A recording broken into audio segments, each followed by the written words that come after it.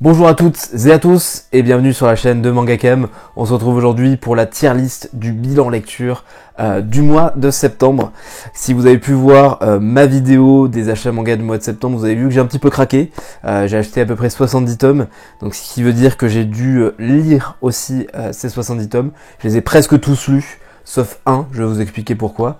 Mais voilà, on se retrouve pour le même concept que le mois dernier, c'est-à-dire que je vais classer mes lectures dans une tier list de excellent à pas aimé.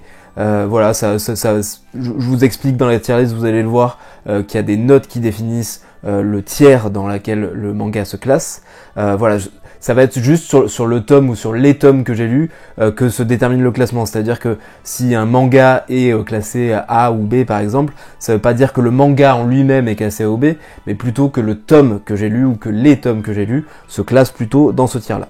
Donc on se retrouve tout de suite pour ce bilan lecture, c'est parti. Et on commence par Hachoum, qui est un recueil d'histoires courtes de Naoki Urasawa, qui est bien connu pour 20th Century Boys, pour Monster, pour Pluto, ce genre de série que j'ai beaucoup apprécié. Pour ce recueil d'histoires courtes, j'ai moins aimé. J'ai trouvé les histoires, je vais pas rentrer dans le détail des histoires, mais assez inégales, on va dire. Il y en a certaines que j'ai beaucoup aimées, et à certaines où j'ai pas trop compris l'intérêt. Mais dans l'ensemble, j'ai trouvé ça assez moyen. Je sais que c'est un recueil qui a eu plutôt du succès. Je sais pas si ça a eu un succès critique, mais il me semble avoir quand même vu des plutôt bons avis dessus, et c'est pour ça que je l'ai pris. Moi, il m'a pas plus convaincu que ça, donc je vais le classer en moyen sur la tier list. Je continue avec Blue Period, le tome 11. J'ai beaucoup aimé, c'est toujours dans la même vibe. Toujours super dans le développement des personnages, surtout dans ce tome on développe un personnage que j'aime beaucoup, donc qui est sur la couverture du tome 11, et voilà, c'est vraiment un manga qui suit son cours, que je vais mettre en bien, donc avec un 15 sur 20 je pense, parce que voilà, c'est un manga qui me convainc beaucoup. Bien, pour moi bien, ça veut dire que c'est une bonne note. Et Blue Period, vraiment, je suis pas déçu depuis le début, et ça continue sur la même lancée. On enchaîne avec mon premier de la série des chefs-d'œuvre de Lovecraft, qui m'a été conseillé par mon collègue youtubeur Le Monde de Tada. Je vous invite d'ailleurs à aller voir la vidéo qu'on a fait ensemble, où on se conseille justement des one-shots, et où on les lit, on débat dessus. C'est ma vidéo juste avant celle-ci, je vous mettrai le lien en description. Donc il m'a conseillé 2 one-shots, et parmi lesquels celui qui hantait les ténèbres, donc de Gutanabe. J'ai beaucoup aimé, franchement, c'est une bonne découverte, et il a eu raison de me conseiller celui-ci en premier, puisqu'il est assez accessible, je pense, par rapport à d'autres qui le sont peut-être moins. Je verrai, parce que je vais certainement m'en acheter d'autres. Mais en tout cas, je le classe en bien, pareil, je pense que ça vaut un 15 sur 20, en tout cas pour moi, hein, c'est mon avis, c'est subjectif. C'est sûr que les chefs-d'œuvre de Lovecraft, c'est un univers particulier, et franchement, c'est une bonne première vue de cet univers-là, et j'ai hâte d'acheter d'autres tomes et de lire ce qu'a transformé Gutanabe avec ces chefs-d'œuvre de Lovecraft. Je continue avec Comet Girl dans les éditions Casterman. J'ai beaucoup aimé, ça m'a été conseillé par Julien sur le Discord d'Authentique, d'ailleurs je vous mettrai le lien en description. Je cherchais en fait un manga sur l'espace, vu que j'avais fini le tome 2 de Planète, j'étais assez frustré, je voulais voir encore plus d'espace, et il m'a conseillé Comet Girl, et vraiment j'ai beaucoup aimé cette lecture, même beaucoup aimé, puisque c'est un univers très particulier, très punchy, c'est-à-dire que c'est un manga qui est tout en couleur, c'est en 2 tomes, et c'est terminé en 2 tomes, et c'est vraiment une histoire que j'ai adorée. J'ai adoré la symbiose qu'il y a entre ce personnage de Comet Girl du coup et le personnage principal. On va évoluer dans leur relation, on va voir justement comment aller au-delà des préjugés qu'on peut avoir sur une personne à cause de rumeurs qui passent sur elle. Et j'ai vraiment aimé cette relation-là, j'ai vraiment aimé les méchants qui me font penser un peu à des méchants de Ghibli. L'univers est punchy et tout coloré et génial, vraiment. Alors je le mettrai pas dans excellent non plus, mais je le mets dans très bien, sans problème. Vraiment c'est un manga sur l'espace que j'ai adoré. Mon premier vrai coup de cœur de ce mois-ci, c'est Escalade Yokohama. En fait, je cherchais un manga qui parlait de voyage tout en mêlant de la contemplation, de la poésie, avec pas trop de texte. Et vraiment, j'ai tout trouvé avec Escala Yokohama parce que ça mélange tout ça. C'est vraiment une lecture qui j'ai rarement été, je me suis rarement senti aussi paisible en lisant un manga. C'est-à-dire que Alpha, donc le personnage principal qui est un robot, va nous amener dans ces petites balades, dans quelque chose d'assez décousu au final, parce que chaque chapitre a on va dire qu'ils se suivent, mais c'est des histoires quand même assez différentes. Et elle va nous amener dans ces petites balades, justement, dans ces petites escales à Yokohama, mais aussi dans des petites campagnes d'à côté, et dans ces amitiés avec les humains, mais aussi avec les robots qui vivent avec elle. Et on se sent vraiment bien quand on lit ce manga, on se sent vraiment avec une certaine poésie dans la tête, une certaine sérénité. Vraiment, c'est le manga de la sérénité, et ce personnage d'Alpha est tellement pur que vraiment c'est génial, et c'est absolument ce que je cherchais. C'est en 8 tomes actuellement, ça sera fini en 14 tomes. Il y a les 2 prochains qui sortent ce mois-ci en octobre, et j'ai vraiment hâte de lire la suite parce que j'ai adoré Escala Yokohama, et je vous le recommande si vous cherchez un manga de ce genre-là, sur la poésie, sur la contemplation, avec assez peu de texte qui se lit très vite. Vraiment, c'est génial. Je vais passer assez vite sur le suivant puisque c'est le tome 12 de la Perfect de Full Metal. Donc Full Metal, c'est une série que je lis depuis mon adolescence. Je l'ai lu maintes et maintes fois. J'ai vendu l'édition originale il y a pas longtemps pour m'acheter la Perfect, mais je ne lis pas les tomes de la Perfect pour le moment. J'attends que tout soit sorti pour tout me relire. De toute façon, je connais l'histoire par cœur, donc je le classe automatiquement dans Excellent, puisque si vous avez vu mon ranking of cam des mangas terminés, vous avez vu que Full Metal est très haut dans le classement. Je vous en dis pas plus si vous l'avez pas vu, je vous conseille d'aller voir la vidéo. Mais voilà, c'est excellent. Je sais pas où ça en est au tome 12 là que j'ai acheté, mais je sais que c'est excellent. Donc ça va directement dans Excellent. J'ai enfin pu continuer Gannibal. J'étais sur ma fin avec les 5 premiers tomes, et j'ai continué donc avec les tomes 6 à 10, et c'est toujours aussi génial. Je le classe automatiquement aussi dans Excellent.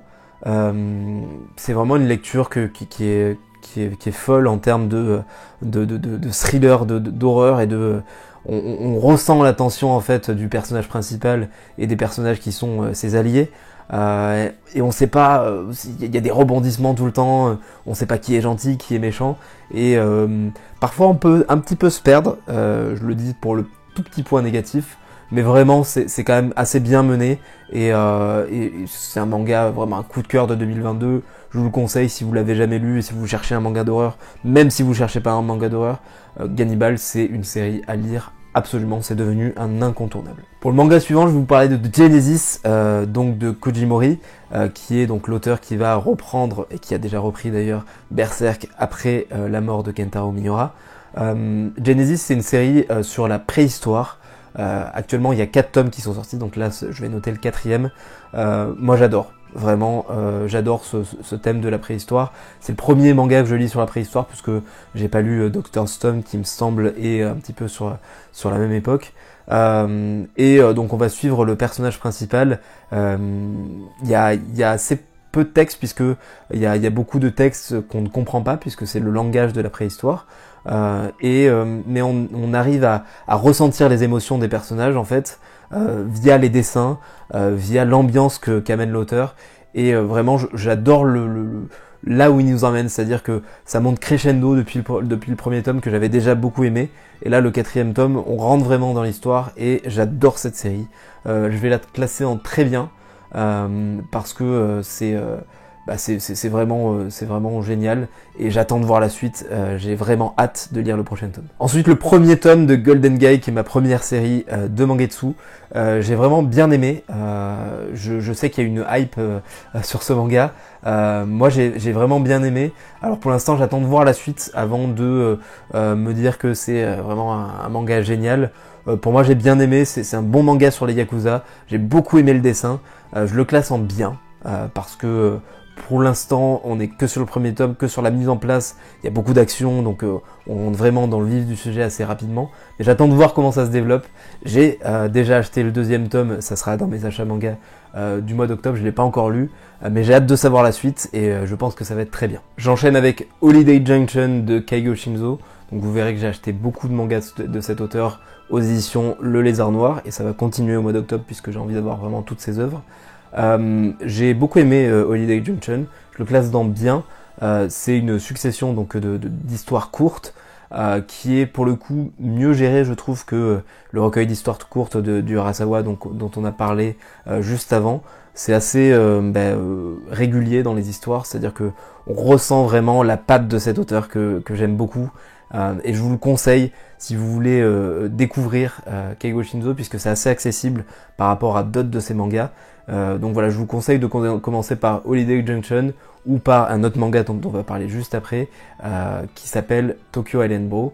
On en parle dans quelques mangas. Je continue avec Jujutsu Kaisen. Donc si vous me suivez depuis un moment, vous savez que Jujutsu Kaisen, je suis assez mitigé sur ce manga. Mais je continue et j'ai bien fait de continuer puisque ce tome 16, je l'ai bien aimé, il me réconcilie un petit peu avec le manga. Je m'étais dit que si à ce tome 16, j'aimais toujours pas, enfin c'est pas que j'aime pas, c'est que je trouvais toujours pas l'équivalent de la hype en fait qu'il y a avec ce manga, j'allais peut-être les revendre et au final ce tome 16 m'a plutôt convaincu. Donc j'attends vraiment de voir la suite, en tout cas je le classe en bien puisque ça le mérite. Je l'ai trouvé vraiment pas mal. J'ai hâte qu'on sorte de cet arc et qu'on aille au suivant. Certains m'ont dit que c'était assez mitigé sur le suivant, donc j'ai un petit peu peur, mais on verra ce que ça donne. En tout cas, je lui donne encore une chance à Jujutsu Kaisen. Je dis pas que c'est terminé et qu'il restera forcément dans ma mangatech à vie, mais pour l'instant, j'ai bien aimé ce tome-là et je vous le recommande. Le tome 6 de Kaiju Number 8, j'ai bien aimé aussi. On développe vraiment les personnages, des personnages très intéressants. Moi ça me plaît. Il y a de l'action. On se perd pas dans un. Je trouve que là où on était dans un shonen peut-être classique sur d'autres shonen que j'ai revendus d'ailleurs comme Togenanki par exemple. Là on garde quand même une petite originalité avec notamment ce personnage principal qui est plus vieux que la plupart des héros shonen. On a vraiment un intérêt dans l'histoire qui continue à me faire acheter en fait ce manga et je regrette pas de continuer puisque vraiment je prends du plaisir à chaque lecture et notamment avec ce tome 6. Et je continue avec mon top 1 de tous les temps, Kingdom. J'ai enfin fini Kingdom, je suis à jour à Kingdom. Les 2 prochains tomes vont sortir en octobre et j'ai trop hâte de les lire vu comment ça s'est fini sur les derniers tomes. C'est forcément un excellent, hein. Pour moi c'est un chef-d'œuvre du manga Kingdom et j'ai adoré les tomes, donc j'ai lu ce mois-ci les tomes du 41 au 62 et vraiment je me suis pas arrêté en fait, j'ai lu tout d'un coup, j'ai pas vu le temps passer et je me suis perdu dans la lecture. J'adore en fait Kingdom. Ce qu'il y a de bien c'est que y a aucun temps mort, on est vraiment sur un manga très régulier dans l'excellence et c'est assez rare aujourd'hui, il y a assez peu de mangas qui arrivent à garder une telle ligne d'excellence et Kingdom en fait partie et il est vraiment dans mon top 1 haut la main et c'est pour ça que je le classe dans le premier des excellents aujourd'hui. Ensuite, la Fête des Ombres de l'Atelier Sento, j'en ai parlé plusieurs fois sur la chaîne, je vous ai notamment dit que j'ai eu le droit à les dédicaces des 2 tomes de la Fête des Ombres et aussi d'un autre tome dont on parlera plus tard. J'ai adoré, vraiment j'ai adoré ce qu'ont fait l'Atelier Sento sur ce tome-là, je le classe donc très bien, pour moi ça mérite un 17 sur 20. L'histoire est vraiment super prenante, les dessins sont juste magnifiques, quand on sait comment ils sont faits, en plus on les a vus dessiner devant nous, c'est encore plus marquant, et vraiment ça aborde des thèmes assez spéciaux sur justement les ombres et sur le travail de l'âme, et j'ai beaucoup aimé. J'attends de voir la suite de ce que feront l'Atelier Sento puisque j'aime vraiment leur style et j'aime vraiment cet effet japonisant qu'on a et on voit que c'est ces 2 personnes qui ont vécu au Japon et ils nous retranscrivent bien dans leur manga et encore plus dans la Fête des Ombres. Je vous le conseille vraiment, c'est un mix entre de la BD et du manga et c'est génial. On va passer vite sur le manga suivant puisque c'est le seul que je n'ai pas lu ce mois-ci. Je l'ai pas, c'est pas parce que je ne l'aime pas, notamment celui-là je l'adore. C'est l'Atelier des Sorciers. En fait, je vous en ai parlé, vous le savez certainement, l'Atelier des Sorciers c'est un manga qui a un rythme de parution dégueulasse. C'est-à-dire que il y a un tome qui sort tous les ans. Et ce tome 10 est sorti et je me rappelle pas de tout ce qui s'est passé avant. Donc vu que c'est un manga que j'adore, j'ai envie de tout me relire pour ensuite me lire ce tome 10. donc j'ai pas encore eu le temps de tout relire, ça va arriver là au mois d'octobre, donc je le noterai certainement dans le bilan lecture du mois d'octobre. Je peux pas le noter ce mois-ci vu que je l'ai pas lu, mais je m'attends quand même à du grand manga puisque j'adore l'Atelier des sorciers. Je continue avec une histoire de Keigo Shinzo, donc son premier manga, qui s'appelle l'auto-école du collège Moriyama. J'ai moyennement aimé, je vais vous le dire de suite, parce que on voit qu'il est au balbutiement de son œuvre, c'est-à-dire que il est vraiment au début, il fait pas mal d'erreurs, je trouve, dans la narration, il nous passionne pas pendant tout le manga. Voilà, je l'ai lu, c'était assez sympa à lire, mais c'est pas un manga que je relirai beaucoup, par exemple, parce que bon, l'histoire, elle est pas non plus excellente. Enfin, c'est vraiment assez basique. Le développement des personnages est pas foufou non plus. Voilà, on voit que c'est sa première œuvre et on voit vraiment l'évolution exponentielle qu'il a eu ensuite. Puisque ses œuvres d'après, j'ai notamment déjà parlé d'Holiday Junction, et je vais vous parler d'autres œuvres, sont vraiment géniales. Et notamment Le Jour du Typhon, qui est un recueil d'histoires courtes que je vais classer dans très bien. Pour moi, j'ai vraiment beaucoup aimé Le Jour du Typhon. Je vous le recommande aussi, peut-être pas de commencer par celui-là de Keigo Shinzo, comme je vous disais avant, plutôt par Holiday Junction ou par Tokyo Island Bros. Mais Le Jour du Typhon, c'est vraiment un must-have si vous aimez bien cet auteur. Il nous emmène vraiment dans son univers et il y va avec l'excellence qu'il a, avec cette absurdité qu'il apporte dans ses mangas que moi j'adore, avec ce trait particulier aussi, et je vous le recommande vivement si vous aimez Keigo Shinzo et si vous avez déjà peut-être découvert une de ses œuvres. Foncez sur Le Jour du Typhon. Continue encore avec du Lézard Noir. Si vous avez vu ma vidéo d'achat manga, vous savez que j'en ai acheté 10 ce mois-ci de tomes du Lézard de cet éditeur là, et je continue avec Le Monde selon cette chaîne, que j'ai trouvé très touchant. Je vais le classer dans très bien parce que j'ai beaucoup aimé. C'est une lecture très prenante sur un personnage assez particulier. Vraiment, c'est une lecture où on ressent les sentiments de cette personne, même si elle peut apparaître assez froide comme ça. Et on évolue avec elle dans le manga, et ça arrive à nous faire vraiment apprécier ce personnage en un seul tome, vu que c'est un one-shot. Vraiment, je vous le recommande, c'est un des lézards noirs, je pense, les plus accessibles aussi. Si vous voulez commencer à découvrir cet éditeur, commencez avec Le Monde selon cette chaîne. C'est vraiment une très belle histoire et une histoire très touchante. Un des coups de cœur de cette année 2022, Manchuria Opium Squad, je le classe direct dans excellent.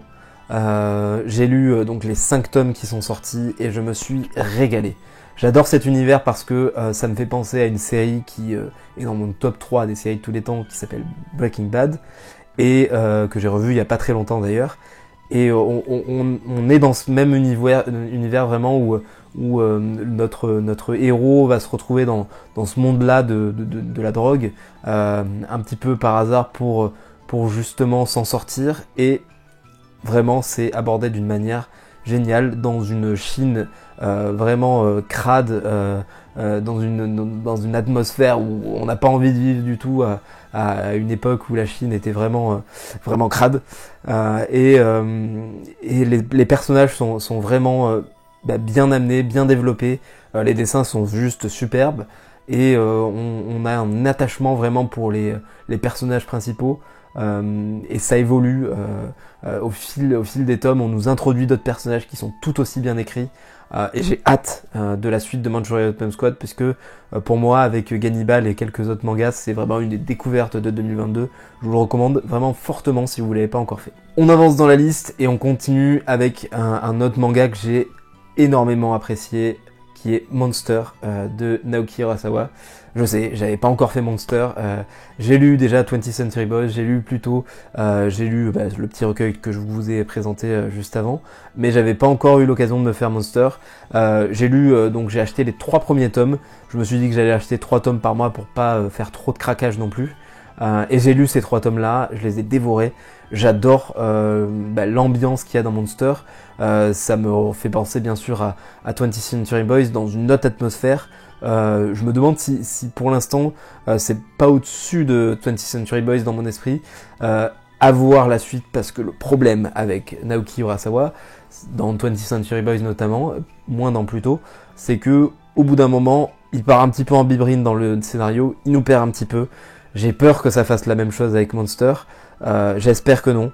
Maintenant, surtout que je suis habitué au Urasawa, et je pense que, vu que je m'attends à ça, j'arriverai à l'appréhender un petit peu plus que dans 20th Century Boys, où ça m'avait un peu sauté en pleine gueule, et que d'un coup je me disais, mais attends, mais je comprends plus rien là. Là, dans Monster, vraiment, j'essaye de lire avec concentration, et j'adore le personnage principal, j'adore l'enquête qui est vraiment hyper prenante avec des rebondissements à la Urasawa, et je vous le conseille si vous l'avez jamais fait, c'est un manga très connu, mais un incontournable pour moi en tout cas au vu de ces 3 premiers tomes. On va passer rapidement sur One Piece, le tome 102 que j'ai eu notamment avec la nuit de One Piece, donc en avant-première. J'ai eu aussi la petite frise que je vous ai pas encore montré mais qui est là-haut avec mes One Piece.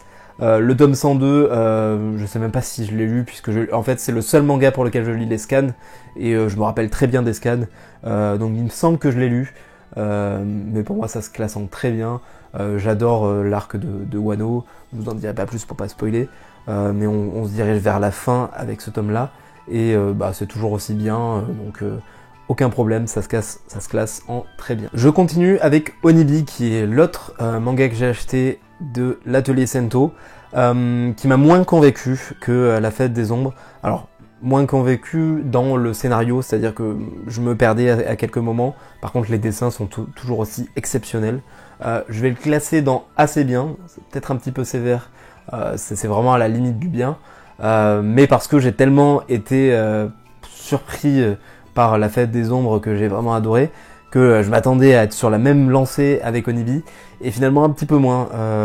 C'est une histoire très touchante aussi, très belle, qui est assez autobiographique de la part des 2 auteurs de l'atelier Sento, puisque on voit que les 2 personnages qu'il y a dans ce manga leur ressemblent beaucoup, donc je pense que c'est eux.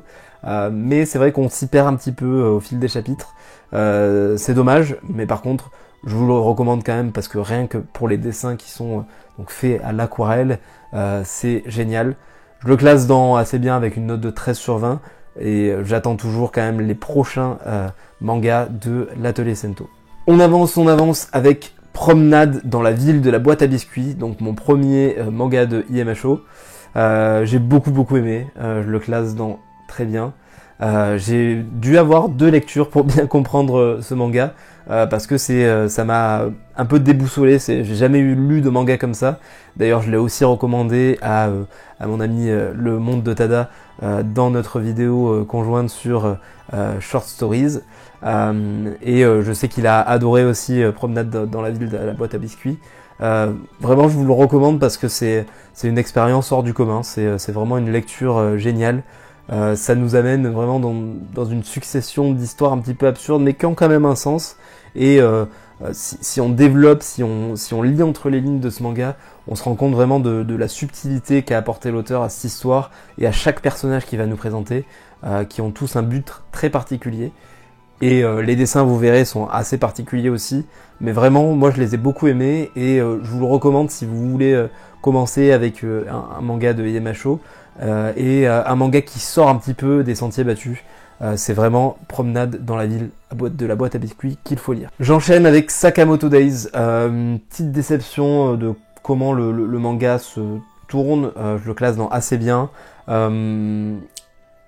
J'attends de voir la suite de Sakamoto Days, mais j'ai peur que ça soit un petit peu toujours pareil. Honnêtement, j'aime beaucoup les persos, c'est rigolo, y a pas de souci, on retrouve vraiment cette absurdité un petit peu dans le personnage principal, donc de Sakamoto, et dans les personnages qui le rejoignent petit à petit au fil du manga.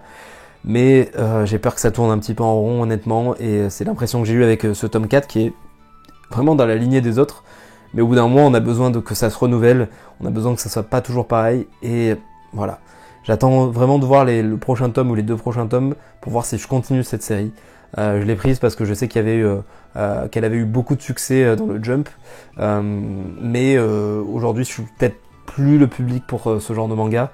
Je continue toujours et j'ai quand même apprécié ma lecture, mais on va voir comment ça continue, et j'ai hâte de voir les prochains tomes. On enchaîne avec Solo Leveling, le tome 7, donc dans sa version collector. Bravo d'ailleurs à K-Books pour cette belle version collector. J'ai beaucoup aimé, je le classe dans bien, avec un 15/20. ça continue sur la même lancée, c'est de l'action, c'est punchy à mort, les dessins sont géniaux, les couleurs sont géniales, j'aime beaucoup le personnage principal, j'aime beaucoup les personnages qu'on nous introduit aussi dans ce tome-là, et j'ai hâte de voir la suite, et bientôt la fin, puisque je pense que, je sais pas en combien de tomes ça sera, mais je pense qu'on approche de la fin, et c'est bien parce que je pense que ça va faire 10 tomes ou moins, et c'est bien, parce que on arrive vraiment à un développement assez haut du personnage et de l'histoire, et je pense pas que ça sert à quelque chose de faire encore 10 tomes, donc tant mieux. Je sais que le manga est déjà fini, le webtoon est déjà fini, mais j'ai vraiment hâte de savoir la suite, et je crois que le prochain tome sort le mois prochain ou ce mois-ci, donc on sera servi bientôt, et bravo aussi pour le rythme de parution puisque ça sort assez vite, et ça c'est cool. Le deuxième one-shot qui m'a été conseillé par Le Monde de Tada, c'est Souvenir d'Emanon, et ça se classe direct en coup de cœur de cette année, un de mes one-shots préférés, je pense, de tous les one-shots que j'ai lus. On retrouve ce que je cherchais dans les mangas ces temps-ci, cette poésie, cette beauté dans les personnages, donc dans ce personnage d'Emanon, mais aussi dans l'autre personnage principal. J'adore, franchement, c'est poétique à souhait, les dessins sont magnifiques, on essayait de trouver le mot avec Tada quand on a débattu un petit peu sur ce manga, et le mot c'est la pureté en fait. C'est vraiment, Emanon est un personnage d'une pureté folle, et c'est un manga, c'est une personne, enfin c'est un personnage qui va forcément vous marquer, je sais qu'il y a eu d'autres one-shots qui ont été faits sur ce personnage-là, il y en a eu 3 autres, je vais me les acheter c'est sûr, je les ai déjà commandés à ma librairie, vraiment je vous le recommande fortement, c'est un must-have pour ceux qui aiment ce genre de manga un petit peu dans la contemplation, dans la poésie, c'est génial, vraiment, j'ai pas d'autres mots, c'est génial. Plus que 4, on arrive avec le tome 9 de Spy X Family. Je vais le mettre entre assez bien et bien, on va dire bien, avec un 14 sur 20. Spy X Family, c'est un petit peu le même problème que dont je parlais sur Sakamoto Days avant, c'est que j'aime beaucoup plus que Sakamoto Days, mais depuis 2-3 tomes, on est un petit peu dans le plan-plan, c'est-à-dire pas dans le plan-plan dans l'histoire, puisqu'il y a beaucoup d'actions, etc. Mais on reste sur la même ligne. Donc on est sur les mêmes gags, on est sur une histoire qui avance pas trop, et j'ai peur que le manga se complaise en fait dans cette histoire-là, et c'est dommage parce que j'ai envie que ça évolue, j'ai envie qu'il y ait des risques qui soient apportés, et j'ai l'impression que ça va être le cas pour le prochain tome, puisque j'ai déjà vu la couverture, j'ai l'impression qu'on va un peu dans un flashback sur un des personnages, ça m'intéresse beaucoup, donc j'ai hâte de voir la suite. Pour moi, ce tome 9, il se classe un petit peu parmi les autres, parmi le 7 et le 8.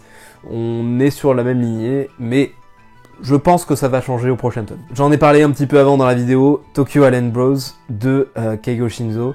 Alors celui-là, je le classe dans les mangas excellents. C'est le premier Keigo Shinzo que j'ai lu, et je me suis régalé.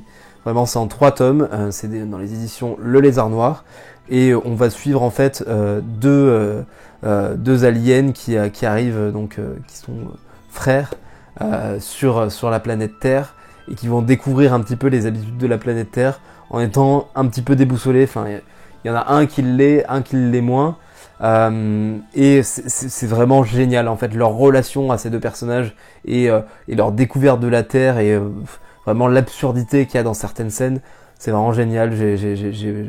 C'est super marrant, enfin c'est frais, c'est génial, c'est du Keigo Shinzo tout craché, et je vous conseille vraiment de commencer par celui-ci, puisque ça va vous séduire, enfin l'auteur va vous séduire forcément, et je vous le recommande fortement. Un autre manga des éditions Le Lézard Noir, Tokyo Kaido, j'ai beaucoup aimé aussi, je vais le classer en très bien. Tokyo Kaido, ça va nous parler de plusieurs personnages qui sont atteints d'handicaps différents, et notamment ce personnage principal qui peut pas s'empêcher, en fait, qui est sans filtre, qui peut pas s'empêcher de lui dire tout ce qui lui passe par la tête, donc forcément ça va passer par beaucoup d'insultes, et d'autres personnages qui sont vraiment très attachants aussi. C'est en 3 tomes, et on évolue petit à petit avec les personnages, et j'ai vraiment beaucoup aimé cette façon d'écrire de l'auteur, et je vous le recommande fortement si vous voulez vous lancer notamment dans l'édition Le Lézard Noir, mais aussi vers cet auteur. qui a fait aussi d'autres mangas. Donc pour résumer, je vous recommande Tokyo Kaido. Et on finit avec le tome 20 de Tokyo Revengers, que je vais classer dans bien, peut-être à la limite du très bien. Je le classe dans bien parce que je sais qu'actuellement il y a 29 tomes, il me semble, qui sont sortis au Japon. J'ai peur que ça s'étale trop en fait, Tokyo Revengers. J'adore toujours, j'adore toute cette action qui est amenée, tout ce développement des personnages, ces guerres de clans, ces guerres de gangs de Yakuza au Japon. Mais j'ai peur que ça s'étale trop. Ça va arriver du coup au 30e tome au Japon. Faudrait que ça s'arrête à un moment pour pas justement que ça lasse les lecteurs. Pour l'instant au tome 20 je suis pas du tout lassé, j'ai beaucoup aimé ce tome, mais je mets une petite alerte sur le fait que qu'on aille un petit peu trop loin dans les tomes. À un moment faut savoir s'arrêter, et je pense qu'il faut pas aller trop loin, faut pas aller jusqu'au 40e tome. J'ai peur que ça soit un petit peu le chemin que ça en prenne, même s'il me semble avoir entendu des rumeurs comme quoi c'était bientôt fini, et je l'espère, mais voilà. Tokyo Revengers, un manga que je vous conseille à nouveau sur donc le voyage dans le temps et le genre un peu furio. Je sais que ça a eu beaucoup de succès, que c'est assez mitigé chez certains, mais vraiment faut avancer dans l'histoire et voir à quel point les personnages sont développés. On peut se perdre un petit peu parfois parce qu'il y a beaucoup de personnages, mais je vous le conseille vraiment chaudement, fortement. Et cette vidéo est terminée. Il y a beaucoup de mangas, donc elle va être un petit peu longue je pense, mais j'espère que vous avez apprécié, mes achats et mes avis sur ces lectures. Encore une fois, c'est très subjectif, c'est mon avis. Je sais qu'il y a des mangas que j'ai classés bas, que vous allez classer haut, et inversement. Mais j'espère que ça vous a plu. Comme vous le voyez, j'essaye un petit peu de diversifier mes lectures. Je pense que j'en suis à ce stade-là dans mes lectures de mangas, c'est-à-dire que j'ai fait le tour un petit peu du genre shonen. Je commence à avoir lu pas mal de seinen. J'ai envie de me tourner vers d'autres genres, et je pense que des éditions comme Le Lézard Noir, comme IMHO, comme Casterman, etc. arrivent à apporter justement cette autre petite facette du manga que je cherche. Tout en continuant bien sûr des seinen qui sont excellents, des shonen qui sont excellents, un genre que j'avais pas encore testé mais qui est le shoujo, que j'aimerais bien tester aussi un de ces jours. Je vous cache pas que je vais peut-être le tester avant la fin de l'année. Pour l'instant c'est pas trop la priorité, mais voilà, je vous recommande en tout cas les quelques lectures que j'ai eues ce mois-ci, et j'espère qu'elles vous ont plu. On se retrouve comme d'habitude la semaine prochaine pour notre vidéo. Je vous recommande de vous abonner si vous aimez mes vidéos, mettre un petit pouce bleu, mettre un commentaire. Je réponds à absolument tous les commentaires que vous mettez sous mes vidéos. Et je vous remercie pour avoir explosé la barre des 300 abonnés. On est actuellement à plus de 330 abonnés. J'espère que d'ici la fin de l'année, on arrivera aux 500 abonnés. C'est vraiment l'objectif, et j'espère que vous m'aiderez à atteindre ces objectifs-là. N'hésitez pas aussi à me suivre sur Instagram et sur TikTok. Je suis un petit peu moins actif. Alors, en ce moment, j'ai beaucoup de travail à côté, donc j'ai pas forcément le temps, mais je vais recommencer à être actif sur ces réseaux-là aussi. Encore une fois, merci pour votre soutien, et on se retrouve la semaine prochaine. Salut!